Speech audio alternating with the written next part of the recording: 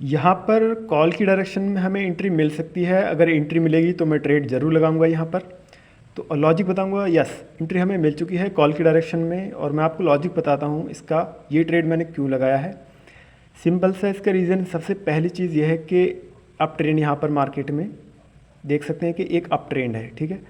Market एक up trend में है और नीचे से एक सपोर्ट बना के मार्केट ऊपर जाना चाहता है, ठीक है। ऊपर वाले लेवल को हिट करना चाहता है, ऊपर वाला जो रेजिस्टेंस लेवल है। ये मैंने जो हॉरिजॉन्टल लाइन ड्रॉ की है, यहाँ से मार्केट ने डब्लू पैटर्न बनाया हुआ है, ठीक है। डब्लू पैटर्न बना करके मार्केट ऊपर वाले लेवल को हिट करना चाहता है, या फिर एक नया हाई भी लगा सकता है यहाँ से। इसका रीज़न सिंपल सा, ये ट्रेड अपना विन हो चुका है और एक नया हाई भी देखने को मिल सकता है, क्योंकि मार्केट के अप ट्रेंड में है और मार्केट ऊपर वाले रेजिस्टेंस को हमेशा हिट करके, ये देखो मार्केट शूट कर चुका है। मैं यहाँ पे एंट्री लेने वाला ही था, लेकिन एंट्री यहाँ पर हमारी ये मिस हो गई है, कोई प्रॉब्लम नहीं है। यहाँ मुझे एक एंट्री मिल चुकी है डाउन की डायरेक्शन में, मैं यहाँ पर ट्रेड लगाने वाला हूँ और मैंने यहाँ पर 2 ट्रेड लगाए हैं डाउन की डायरेक्शन में। और मैं इसका सिंपल सा रीज़न आपको बताता हूँ। आप पिछली दोनों कैंडल, आप प्रीवियस दोनों कैंडल को आप ऑब्ज़र्व करोगे तो आपको देखने को मिलेगा दोनों ही कैंडल में ऊपर से रिजेक्शन है, ठीक है। और प्रीवियस कैंडल एक डोजी कैंडल बना हुआ है, ठीक है। तो यहाँ से एक इवनिंग स्टार पैटर्न बन सकता है, ठीक है। तो ये देखते हुए मैंने यहाँ पर एक ट्रेड लगाया था। देखते हैं इस ट्रेड का रिज़ल्ट क्या रहने वाला है। अभी तो अपना लोग डीप लॉस में हैं और ये शायद लॉस हो जाएगा। तो यहाँ से देखो ये ट्रेड अपना लॉस हो चुका है। ये सीखने को मिलता है, ट्रेंड जो है मेजर ट्रेंड अप ट्रेंड है, तो ट्रेंड के अगेंस्ट कोई भी पैटर्न काम नहीं करता है। ये चीज़ आपको सीखने को मिली होगी। सेम सेटअप अगर डाउन ट्रेंड में बनता तो हमारा 95% या 99% हम ये ट्रेड विन करते, 99%। तो देखते हैं, ये तो होता है, देखो ट्रेंड के अगेंस्ट ट्रेड नहीं लगाना चाहिए। देखते कोई अपॉर्चुनिटी फाइंड करते हैं, अगर कोई मिलेगी अपॉर्चुनिटी तो हम उसे वहाँ पर ट्रेड करेंगे, ठीक है। तो ये चीज़ आपको समझना पड़ेगी, ट्रेंड के अगेंस्ट अगर आप ट्रेड करोगे, क्योंकि मेजर ट्रेंड वहाँ पर आपने देखा था, मेजर ट्रेंड वहाँ पर अप ट्रेंड था, तो इसी रीज़न से वहाँ पे बायर्स एक्टिव थे और वो लॉस हो चुका है। यहाँ हमें एक अपॉर्चुनिटी मिल सकती है, रेजिस्टेंस लेवल पर मार्केट है, ठीक है। तो अगर यहाँ क्लोज होगा तो हम एक डाउन की डायरेक्शन में ट्रेड लगाएंगे, लेकिन रेजिस्टेंस लेवल पर ही क्लोज होना चाहिए, तब हम एक डाउन के डायरेक्शन में एक ट्रेड लगाने वाले हैं, ठीक। हमें यहाँ पर अपॉर्चुनिटी मिल गई है डाउन की डायरेक्शन में, मैं यहाँ पर ट्रेड लगाने वाला हूँ, ठीक है। तो मैंने यहाँ पर 2 ट्रेड डाउन की डायरेक्शन में लगा दी हैं। स्ट्रॉन्ग क्लोजिंग हमें देखने को मिली है प्रीवियस कैंडल के अंदर। तो प्रीवियस कैंडल ने एक स्ट्रॉन्ग क्लोजिंग दी है रेजिस्टेंस लेवल पर, तो यहाँ से एक डाउन की डायरेक्शन में हमें अपॉर्चुनिटी मिली और मैंने ट्रेड यहाँ पर लगा दिया है। तो देखते हैं इसका रिजल्ट क्या रहेगा। ट्रेड तो अपना ये विन होना चाहिए, वेट करेंगे इसका। तो सिंपल सा रीज़न है, यहाँ पर आप देख सकते हैं रेजिस्टेंस लेवल पर है मार्केट। तो यही चीज़ देखो, लॉस अगर होता है तो, और आप एक चीज़ नोटिस करो, मैंने वहाँ पर 2 ट्रेड लगाए थे, यहाँ पर भी 2 ट्रेड ही लगाए हैं, ठीक। अगर मान लो यहाँ से मैं 4 ट्रेड लगा देता तो मेरे अगर यहाँ पर और लॉस हो जाता, वो 4 ट्रेड लॉस हो जाते, तो टोटल मेरे कितने ट्रेड लॉस होते? 6 ट्रेड लॉस हो जाते, 2 पिछले और 4 ये। तो टोटल अगर मेरे 6 ट्रेड लॉस हो जाते, फिर उसे रिकवर करने में फिर प्रॉब्लम होती है, ठीक है। तो ये सारी चीज़ें होती हैं, क्योंकि सिंगल ट्रेड में लगा रहा था, फिर उसके बाद में डबल ट्रेड में लगाए।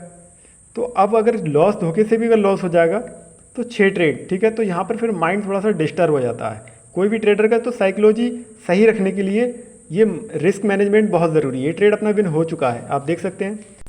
आपने बहुत बार सुना होगा प्रोफेशनल ट्रेडर से कि रिस्क कैलकुलेटेड होना चाहिए, रिस्क कैलकुलेटेड होना चाहिए। तो ये सारी चीज़ें आपको ध्यान रखने पड़ेंगी, ठीक है, कि कितना रिस्क होने वाला है हमारा ट्रेड में।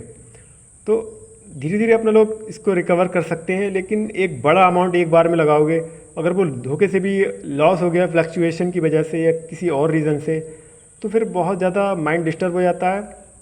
तो धीरे धीरे लॉस रिकवर हो सकता है, लेकिन एक बड़ा अमाउंट एक ही बार में अगर लॉस हो जाता है फिर बहुत दिक्कत होती है। रिकवर तो हो जाएगा, नो प्रॉब्लम, रिकवर हो जाता है, लेकिन वही चीज़ है कि इतना बड़ा ट्रेड लोगे, एक ही बार में लॉस हो जाता है, फिर प्रॉब्लम तो होती है। लॉस रिकवर होता है, कहीं ना कहीं माइंड डिस्टर्ब होता है, फिर अपॉर्चुनिटी तलाश करो धीरे धीरे कहाँ पे अपॉर्चुनिटी बन रही है। तो इससे अच्छा यही कि मतलब अपना रिस्क जो है कम रखो। देखते हैं कहाँ पर हमें अपॉर्चुनिटी मिलेगी, जहाँ पे अच्छा सा ट्रेड मिलेगा वहाँ पर हम एंट्री लगाने वाले हैं। यहाँ आप देख सकते हैं मार्केट ने जो रेंज था उस रेंज को ब्रेक डाउन करने के बाद रीटेस्ट करने मार्केट आया है अभी यहाँ पर रीटेस्ट करने के लिए, ठीक है। तो यहाँ पर हमें एक डाउन की अपॉर्चुनिटी मिल गई है, मैंने डाउन की डायरेक्शन में ट्रेड लगा दिया है। जो मेरी हॉरिजॉन्टल लाइन थी आप देख सकते हैं, उस हॉरिजॉन्टल लाइन के ऊपर ही मैंने अपनी एंट्री लगाई है। ये कैंडल ग्रीन बने या फिर रेड बने, लेकिन इसकी क्लोजिंग हॉरिजॉन्टल लाइन के नीचे ही रहने वाली है। जो हॉरिजॉन्टल लाइन मैंने ड्रॉ कर रखी है येलो कलर की, उसके नीचे ही इसकी क्लोजिंग होने वाली है, ठीक है। इसका सिंपल से रीज़न ये है, इस कैंडल ने गैप अप ओपन हुआ है। ये कैंडल गैप अप ओपन होने के बाद मार्केट को रिटेस्ट करने गया है, ठीक है। तो इस रीज़न से मार्केट जो गैप को देखो फुलफिल इस कैंडल में करे या ना करे, नेक्स्ट कैंडल में कर सकता है फुलफिल, लेकिन बाइंग प्रेशर उतना नहीं रहेगा इस कैंडल के अंदर, क्योंकि गैप अप हुआ है और ऊपर एक जस्ट ऊपर एक लेवल है। तो इसलिए ये देखो उसकी क्लोजिंग एग्जैक्ट लाइन पर ही क्लोज हुआ है वो ये वाला कैंडल, और हमारी ये ट्रेड विन हो चुकी है। आप देख सकते हैं जो मैंने हॉरिजॉन्टल लाइन पहले से ही ड्रॉ करके रखी थी, ये रेंज पहले से ही मैंने ड्रॉ कर रखी थी, ठीक है। तो ये सारी चीज़ें हैं। अगर ये गैप अप नहीं होता, ये वाला कैंडल गैप अप ओपन नहीं होता, मैं बताता हूँ आपको, तो हो सकता है कि एक ब्रेक अप मतलब इसको ब्रेक कर देता, उस लेवल को रेंज में वापस चला जाता, हो सकता है। लेकिन गैप अप होने की वजह से एक कन्फर्मेशन मिल गया था हमें। तो देखते हैं कुछ अपॉर्चुनिटी मिलेगी तो दूसरा ट्रेड चार्ट में ओपन करता रहता हूँ, कभी कोई सा चार्ट मैं ओपन करके देखता रहता हूँ कि जहाँ अपॉर्चुनिटी मिलेगी वहाँ पर हम ट्रेड लगाएंगे, ठीक है। तो इस रीज़न से आप देख सकते हैं, देखो सारी चीज़ें एक्सपीरियंस से आती हैं, और देखो नॉलेज तो आपको होना चाहिए, और रिस्क आपके हाथ में, रिस्क कम रखें। देखो रिस्क उतना आपको लेना चाहिए। ये वाला जो कैंडल है वो डोजी कैंडल बन चुका है। यहाँ मुझे डाउन की अपॉर्चुनिटी दोबारा से मिल गई है, ठीक है। दोबारा से मैंने डाउन की डायरेक्शन में ट्रेड लगा दिया है, और इस बार भी हमारी एंट्री बहुत अच्छी है। उस लाइन के ऊपर ही मैंने एंट्री लगाई है, और यहाँ पर एक डोजी कैंडल बन चुका है, आप देख सकते हैं। अभी मैं आपको एक चीज़ बताने वाला हूँ, हमारा जो लॉस हुआ था वो अप ट्रेंड में एक डोजी कैंडल बना हुआ था, ठीक है।